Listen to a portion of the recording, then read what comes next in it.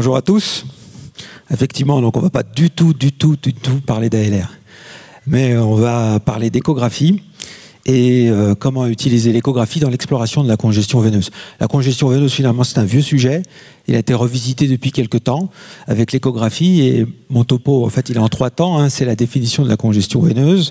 2, c'est comment je l'explore à l'échographie. Et puis 3, comment on s'en sert, qu'est-ce qu'on en pense. Et puis, moi, je vous dirais plutôt ce que nous, on en pense et qu'est-ce qu'on en fait dans le service. Alors la congestion veineuse, c'est un vieux terme, c'est l'accumulation de sang en amont du cœur droit, la congestion veineuse. Et donc, c'est ce qu'autrefois, quand on mettait les cathéters de Swan-Ganz ou quand on mesurait la PVC, ce qu'on disait, le patient, le monsieur, il a une PVC ou une POD élevée. Et donc, avec le temps, donc cette PVC, on s'y est intéressé de moins en moins parce que on s'est rendu compte que la PVC, ça ne servait pas à évaluer la précharge, que c'était très mauvais pour définir la volémie, et puis surtout, ça n'était pas du tout prédictif de la réponse au remplissage, ce qu'on appelle le fluid responsiveness, et puis qu'entre-temps, sont arrivés tous les indices dynamiques d'évaluation de la réponse de prédiction à la précharge. Donc, l'autre problème aussi, c'est que cette congestion veineuse, elle a plusieurs causes. Elle est évidemment, alors c'est un peu dur, ici, elle peut être liée à une augmentation de la post-charge du VD, puisque la congestion veineuse, elle est liée à l'accumulation en avant du VD, et donc une augmentation de la pression intrathoracique, comme lorsqu'on a une autopée, du trapping, un pneumothorax. Elle peut aussi être liée à une dysfonction ventriculaire droite, comme dans l'embolie pulmonaire, les défaillances cardiaques droites, les patients qui ont une hypertension artérielle pulmonaire. Ça pouvait être lié aussi à un épanchement péricardique, et il y avait la fameuse péricardite chronique constrictive. Et puis, elle était aussi élevée quand les patients pouvaient présenter un syndrome d'hypertension intra-abdominale. Donc, tout ça était responsable de pression veineuse centrale élevée, de congestion veineuse, et on ne savait pas quoi en faire. En tout cas, pourquoi s'intéresser à la congestion veineuse? Parce que d'abord, la congestion veineuse, et on le sait depuis Guyton, c'est le déterminant du retour veineux. C'est-à-dire que le sang est stocké dans un système capacitif, qui est le système veineux, qui a un rapport entre le volume stressé et le volume non stressé, qui a une grandeur qu'on appelle la mean systemic filling pressure, et que c'est le gradient entre cette pression de veineuse centrale, cette POD, et notre mean filling systemic pressure qui détermine le retour veineux. Et l'augmentation de la POD, donc la diminution de ce gradient, c'est une diminution du retour veineux, et si je diminue ce qui revient au cœur, je diminue ce qui en part, c'est ce qu'on appelle le débit cardiaque. C'est l'une des raisons pour lesquelles on se remet à s'intéresser à la POD et à la PVC. Alors c'est ce qu'on appelle aussi le waterfall. Bon, je vais passer très rapidement là-dessus. Et puis la deuxième raison pour laquelle on s'est mis à s'intéresser à la PVC, c'est que le gradient de perfusion tissulaire, le gradient de perfusion des organes, il dépend de la pression d'entrée, qui est normalement donc cette fameuse pression systemic filling pressure, et la pression de sortie qui est la PVC. Et donc, en conséquence, plus vous augmentez votre PVC, plus vous diminuez ce gradient de perfusion, et plus vous diminuez la perfusion tissulaire ou la perfusion d'organes. Alors, d'autant que dans le même temps, donc depuis peu, on a montré dans un certain nombre de situations que cette congestion s'accompagnait donc d'une diminution de cette perfusion d'organes et d'une souffrance d'organes. Alors je vais juste vous montrer deux articles récents. Ce premier article qui est un article français qui montre que quand on prend 160 patients de réanimation et qu'on compare ceux qui ont développé une insuffisance rénale avec ceux qui n'ont pas développé d'insuffisance rénale, et quand on recherche les facteurs prédictifs, on trouve ni le débit cardiaque, ni les niveaux de pression artérielle systolique ou diastolique, mais on retrouve avec des corrélations significatives le niveau de PVC. Ça a été aussi très bien montré en chirurgie cardiaque, où justement il y a beaucoup de défaillances cardiaques, de ventilation mécanique, et là aussi, de tous les indices, celui qui est le plus corrélé à la dysfonction cardiaque, à la dysfonction rénale, c'est la PVC. Alors comment est-ce qu'on étudie tout ça? Je me tombe dans les boutons. Ah, j'ai oublié ceci.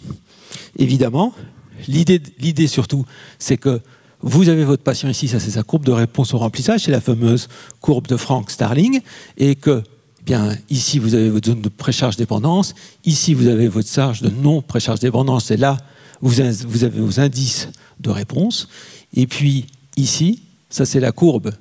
Lorsque vous augmentez votre précharge, vous augmentez votre fuite capillaire, vous augmentez votre congestion veineuse, et évidemment c'est plus la perméabilité est importante, plus le taux de fuite est important, et plus votre surcharge d'eau extravasculaire est importante. Et donc, la congestion veineuse, c'est ça. Alors, juste encore un dernier mot. Ça, c'est paru, je crois, il y a 2-3 mois dans Intensive Care Médecine. On ne parle pas encore de congestion veineuse, mais on le dit ici. Vénoustasie, c'est-à-dire que alors les auteurs se posent la question de quand est-ce qu'il faut initier la déplétion chez les malades de réanimation? Quand est-ce qu'il faut commencer à mettre en route le lésilyque ou à les mettre en bilan négatif? Et vous voyez, CVP élevé, stase veineuse, donc c'est signe de fluide intolérance. Donc on commence à lier dans les esprits la congestion veineuse avec la surcharge volumique et la diminution du retour veineux ou la diminution au moins de la perfusion d'organes et peut-être la dysfonction d'organes. Pardon, voilà. Alors comment j'ai pris cette photo sur Internet qui résume bien. Donc, en fait, ma congestion veineuse est là. Et donc, c'est quoi les flux que je vais interroger? C'est le flux des veines sus-hépatiques, le flux dans la veine cave inférieure avant le foie. En général, c'est là où on va la chercher, ou au niveau du foie. Et puis, on a la veine rénale. Et enfin, on peut aller chercher aussi très facilement, en même temps que les veines sus-hépatiques, le flux portal. Alors, comment est-ce qu'ils sont ces flux? Alors, ce que j'ai oublié de vous dire aussi, c'est qu'on peut aussi regarder le flux veineux jugulaire. On va y revenir. Alors, d'abord, la veine cave. Une veine cave. Donc, moi, j'étais enseigné à l'échographie par Liechtenstein, Daniel, et il me disait, voilà, une veine cave, chez un patient en ventilation spontanée, ça fait moins d'1,5 centimètre. Quand on la prend dans son grand axe et qu'on va se mettre ici, juste, on va la mesurer, juste avant son arrivée dans l'oreillette droite. Et donc, chez le malade en ventilation mécanique, en général, la limite supérieure, c'est 2 cm. Et on commence à suspecter une congestion veineuse lorsqu'elle fait plus de 2,1 cm. Et il faut la prendre ici, à son embouchure, au niveau de l'oreillette droite. Et ce qui est aussi intéressant dans cette coupe, donc vous voyez là, c'est une coupe grand axe, mon foie est ici, ma veine cave est là. Alors ça, c'est un malade en ventilation spontanée, parce que c'est une veine cave qui est dilatée, mais lorsque vous lui demandez au malade en ventilation spontanée d'inspirer, il est capable d'avoir une inspiration forte et d'écraser une veine cave qui est quand même congestif et confortable. Et donc, ce qui est intéressant dans cette coupe, c'est les veines sus-hépatiques. Et les veines sus-hépatiques, vous voyez, elles sont très proches. J'ai plus de pointeur. Ah, pardon. Donc, vous voyez, les veines sus-hépatiques, ça doit être la veine sus-hépatique moyenne. Et, vous voyez, elle est vraiment collée, tout près. Elle sort dans la veine cave juste avant l'oreillette droite. Donc, pourquoi je m'intéresse à la veine cave et à la veine sus-hépatique? Voilà. Donc, vous reconnaissez ici votre veine cave, votre veine sus-hépatique moyenne, la droite, la gauche. Et donc, votre bord arrive comme ça, vous interrogez votre flux, et normalement, le signal s'éloigne de votre sonde. Et donc, vous devez avoir un signal qui est majoritairement négatif. Et vous voyez, là, on est très près du cœur, très près de l'oreillette droite, et donc, le signal est très influencé par les contractions cardiaques. En fait, là, vous avez la systole, là, vous avez la diastole du VD. En systole, normalement, le plancher, enfin le VD se contracte, le plancher tricuspide monte, se dirige vers la pointe, l'oreillette droite se dilate, et vous avez donc un premier flux donc qui attire le sang dans l'oreillette droite, et vous avez une grande onde S. Puis la valve tricuspide, enfin le VD se relâche, la valve tricuspide s'ouvre, le sang passe à travers l'oreillette droite et rentre dans le VD, et vous avez votre deuxième onde, qui est l'onde D. Et comme vous êtes très près du cœur, quand l'oreillette se contracte, il y a un petit reflux, enfin le sang, il y a du sang qui rentre dans le VD, mais il y a du sang aussi qui repart en arrière dans la veine cave sup, dans la veine cave inf, et là, ça, vous pouvez le détecter au niveau de votre veine sus-hépatique, c'est ce qu'on appelle le reverse A. Et lorsque donc le système n'est pas congestif, on a une onde S prédominante, une petite onde reverse A. Et puis au fur et à mesure que le VD va devoir lutter contre des précharges élevées, que le système va devenir congestif, vous voyez, l'onde reverse A va devenir proéminente, l'onde S va disparaître, et on va voir cet aspect reverse A et D. Plus vous allez comme ça, plus ça veut dire que votre congestion veineuse est là. Donc vous voyez, c'est assez facile à voir le flux veineux sus-hépatique. Le flux d'après, c'est celui-là. C'est le flux veineux jugulaire. Vous voyez, ici vous avez votre carotide et en dessous vous avez votre veine jugulaire. Là, c'est pas terrible comme flux parce que vous vous mettez sur les deux veines en même temps, comme ça vous les comparez. Et ce qu'il faut voir, c'est que en situation normale, vous êtes loin du cœur et finalement, le flux veineux est un flux veineux continu. Et dès qu'on commence à être congestif, le système perd en compliance, il est rempli, les contractions cardiaques sont transmises et le flux devient oscillant. Quand je descends encore dans l'abdomen, et là je vais aller voir donc le tronc-porte. Le tronc-porte, normalement, il est en aval du foie. Enfin, il est en amont du foie. Et donc, les contractions auriculaires, pareil, les contractions du VD, on les sent pas, on les voit pas. Et la seule chose qu'on voit, normalement, c'est un flux continu. Alors, il peut y avoir un petit peu de fluctuation, mais pas grand-chose. Et puis, au fur et à mesure que le système est compliant, enfin, perd en compliance, qui devient congestif, le flux devient biphasique. Et on calcule un quotient, qui est le PPV, voilà. Et donc, c'est ce qu'on met ici, hein. Quand la fluctuation est minime, moins de 30%, le système n'est pas congestif. Et puis quand il est comme ça, carrément biphasique, avec un coefficient de variation max moins min sur max supérieur à 50, alors la congestion est sévère. L'autre flux, le dernier à connaître, c'est le flux rénal. Donc, votre sonde est ici dans le dos. Vous prenez donc le poumon, le foie, le rein en grand axe, et vous prenez votre Doppler couleur. En général, vous avez un signal, plusieurs vaisseaux, et puis en général, vous avez les veines et les artères qui sont côte à côte. Vous ne vous embêtez pas, vous attrapez les deux d'un coup, et vous obtenez ce genre de signal. Avec l'artère, donc, le flux vient vers vous, il est positif, et le veineux, qui va vers la veine cave, donc qui s'éloigne du parenchyme vers le pédicule, lui, il s'éloigne de vous, il est négatif. Pareil, donc, pas beaucoup fluctuant quand le système est très compliant et qu'il n'y a pas de congestion, et à l'inverse, plus vous allez aller vers la congestion, et plus il va devenir biphasique, et à la fin, quand vraiment il est congestif, vous n'avez plus que l'onde D en veineux.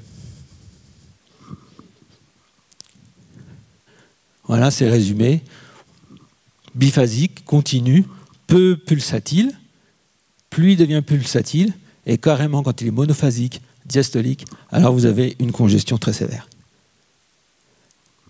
Alors en résumé, voilà un patient congestif, très congestif, avec donc le flux veineux qui est ici, une onde D unique, un flux portal avec une variabilité supérieure à 50%, un PPV supérieur à 50, et une reverse A et une onde D sur le flux veineux sous-hépatique.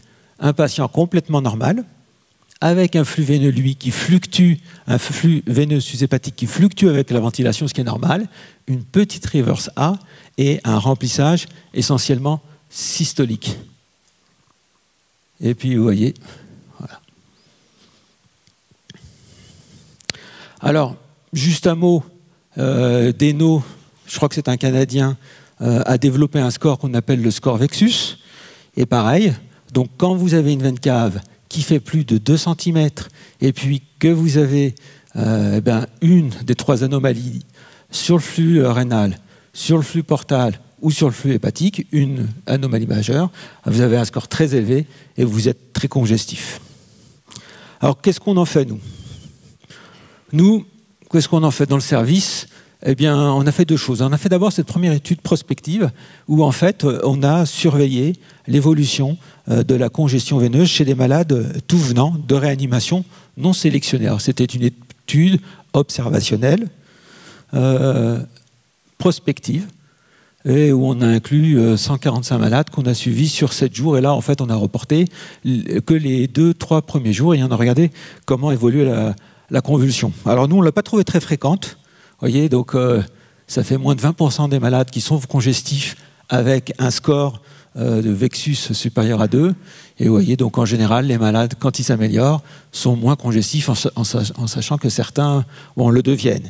Mais ce qu'on voulait savoir, c'est si nous aussi, dans notre pratique quotidienne, la congestion était associée à une insuffisance rénale ou à la mortalité. Et dans notre série, nous, on n'a pas trouvé de relation entre un score de Vexus et le pronostic rénal ou la mortalité des patients. Et dans un deuxième temps, ce qu'on a fait aussi, c'est qu'on a fait une étude, cette fois-ci, qui n'était pas interventionnelle prospective, mais on s'est intéressé aux patients congestifs. On a laissé les patients, on a laissé les praticiens décider de la déplétion des patients.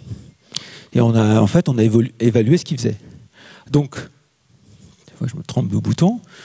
Donc, on a suivi 80 patients.